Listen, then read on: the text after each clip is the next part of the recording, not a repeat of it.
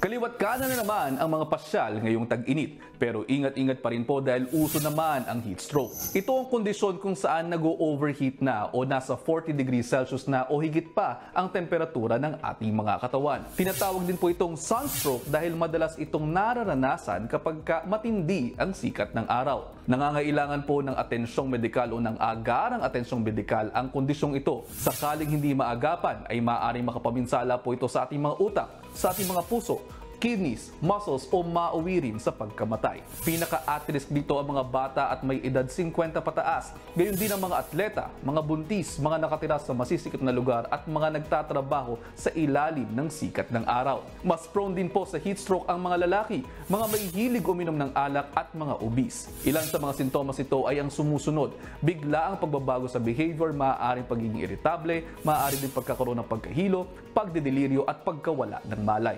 Kapansin-pansin din po ang panunuyo at pumula ng balat, pagkahingal at mabilis na tibok ng puso na may kasama pang pananakit ng ulo. Sakali pong mayroon kayong makikitang taong nakararanas ng heat stroke, dapat madala na agad sila sa lilim o mas malamig na lugar. Makatutulong din pong bawasan ang suot nila at pababain ang temperatura sa tulong ng yelo o basang tuwalya. Ugaliin po nating uminom ng tubig para makaiwas tayo sa dehydration sa mga panahong ito. Iwasan din po mabibigat na exercise o gawain lalo na ngayong mainit ang panahon. Magsuot ng light-colored clothes. Huwag magbilad sa matinding sikat ng araw ng higit 15 minutos. Habol tip na lamang din po natin na magbaon kayo parati ng payong, ng sombrero at salamin kung sakaling kayo ay lalabas. Kung may mga tanong pa kayo tungkol sa inyong mga kalusugan, huwag magatubili. I-ask Doc Dex nyo na yan sa aking Facebook page o sa official page ng Good Morning Kapatid.